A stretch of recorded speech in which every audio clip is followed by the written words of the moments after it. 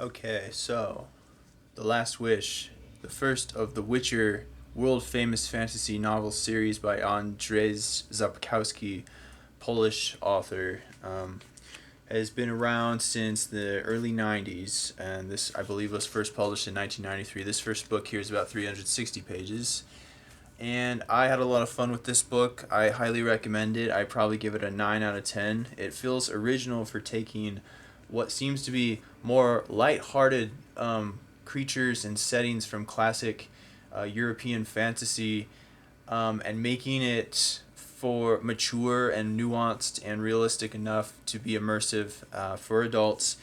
Not only that, but most of the monsters, as Geralt employed as a witcher, being someone who purges dark fantasy threats from environments usually employed by local government in this fantasy nation in this original universe. And so basically, witchers are somewhat like a sort of supermen. They're trained biochemically and in the arcane arts to be able to take on these monstrosities. Well, each one of these fairy tale creatures more or less represents sort of, you could say, a negative spiritual mentality, or such as a pattern of demonic possession that disaffects personality, such as if you could see a lust addiction incarnate, it might represent the character Nivelle, and I don't know if I'm pronouncing that correctly, in the story A Grain of Truth, which is to me the most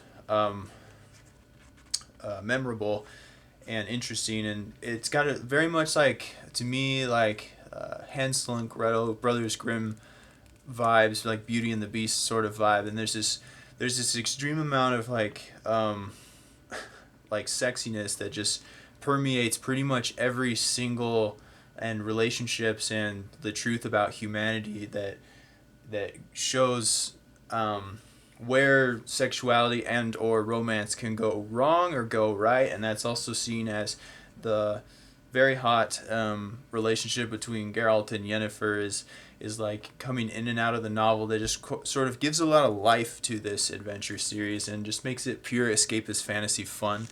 I love the moments of dry humor, although I've been told and probably also agree that the Polish translation to English doesn't like really translate so well. Some things just seem to come off a little bit clunky, and I'm kind of having to project my own imagination of what it means and really play a lot with the story a lot. And so a lot of mainstream, like, shall we say, less intellectual fantasy fans, American audiences in particular, are not going to have the patience to try to do that to get immersed more, and then they're going to miss out on what the story is really about. But certain symbolic moments, especially involving this sort of um, Deus Ex Machina moments, like in certain like climaxes of endings towards these stories, because I forgot to say it's a series of short stories um, put together to make this first novel. Well, each one is so symbolic of something so relatable that it is oddly memorable, and that just opens the mind to a lot of self-interpretation of what those things mean. Now, I gotta be honest, I don't remember a lot of names because they don't stick out in my memory, but there's one story in particular about a young woman that ran away, I believe, from her family, was abused, and then she decided, rather than to respond to the victimhood of her past, the trauma and the abuse, with an attitude of forgiveness, and then taking on more noble endeavors and mindsets in life, like the path of altruism. Instead, she sort of justified going hardcore into bad, and then adopted the view of using, bringing further disrespect and sexual attention to herself to basically get a posse of goblins to follow her around and take on the life of a bandit. Well, I think to me that symbolically, and it may or may not have been intentional of the author um, to do this, but to show this, but essentially it seems as though there's, in that instance, there would be a direct connection between prolonging the personal abuse by playing the victim and taking on the attitude of revenge towards society, and therefore moral paradigms concerning morality and chastity that society would otherwise try to set parameters for and expectations for and such. Well, without spoilers in the details of how the story ends, without spoiling the journey, I am about to spoil the ending. So you've been warned. The ending of that story is essentially that same mentality, and is exactly what gets her killed in the end by Geralt, who has to do it. And so that ties into my next theme, the next point of quality praise I have for this series. There's a certain underlying grimness with like all the sort of deadpan, like not really deadpan, but sort of drier, lighter toned humor and classiness and classic fairy tale, classic adventure, classic swords and sorcery tropes that are all sort of mixed together, that I've heard certain critics say is highly unique to Poland and to Europe, that I want to investigate more in my life. But I definitely had a blast with this book. Now, I will say one thing. It wasn't a page turner. There wasn't a centralized, long-term sort of suspense build-up, slow burn narrative with any sort of compelling mystery to get me truly invested in the characters as much as I could have, and as it often does in the term of a full-length novel. But so I'm usually not drawn to story collections or novellas. My personal favorite types of stories are long, epic, like fantasy narratives, usually across many mediums, but particularly novels. Well, it doesn't have to be fantasy, but anything like long adventures where the characters are placed in certain situations where more ethos and pathos is built up out of those characters as we see them undergo various challenges and learning experiences. And so I've heard, though, that future books in the series do have that, a centralized, a complete, like, continuous narrative, like a full-length novel. And so I've finished the second book, and I'll give my review of that book, and then I'm going to start the third book. So I finished, what was it called? I finished Sword of Destiny, and then I'm starting Blood of Elves, and then I think Blood of Elves is one complete story, and it's off to a great start so far. So I give these books 10 out of 10 for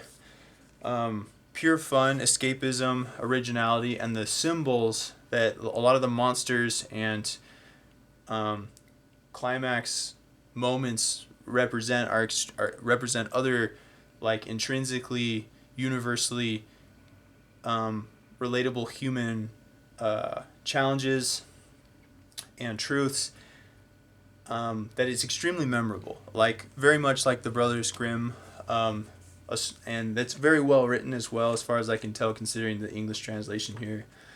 So yeah, and also that grimness, that sort of underlying perversion of the world, of just getting a sense that human nature is messy and things are falling apart, and it shows in the fact that there's something very honest and profound about the way this author writes romance and sexuality as well. That may not be for everybody. It might be offensive to some. I did not find it offensive, but that for me is a highlight. And so the humor, the adventure, and also the badass. There's some really badass sword fighting action scenes.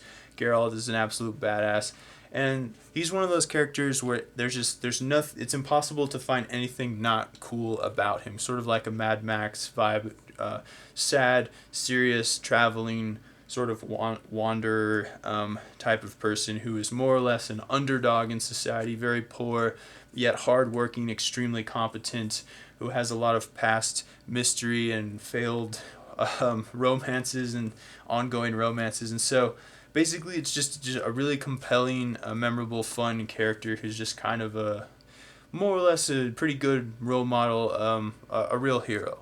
I wonder, and I can't wait to see if the author continues to put. I have no idea what to expect. I have stayed away from spoilers. I have started playing the first game. I was late to it. I always wanted to play the games, but I wanted to read the books first. But I wonder what sort of future ethical challenges Geralt will find himself in. If there's ever a season in his life where he turns evil or comes back from it later, or is morally neutral, does more anti-hero type stuff. You could argue that he does certain things like that in this novel, but nothing that make me think any less of him as a serious like fictional role model with certain personality qualities involving things like kindness for strangers, like the classic fantasy trope damsels in distress and other people just in distress in general. Just a very valiant, noble type of guy who is just a good role model for escapist fantasy literature. And so anyway, and fantasy literature in general. So I really, really, really like the Witcher series so far. So finish the first two books, give them both 10 out of 10. We'll talk more in detail about Sword of Destiny in my next video. But yeah, highly recommend for fantasy fans. But there are a few like very particular elements in there that might not be your absolute favorite thing, but I highly recommend you give it a try anyway if you like fantasy, especially fantasy that's a little darker, a little bit weirder, a little bit out there, but also above all else classy with a distinctly grim European feel.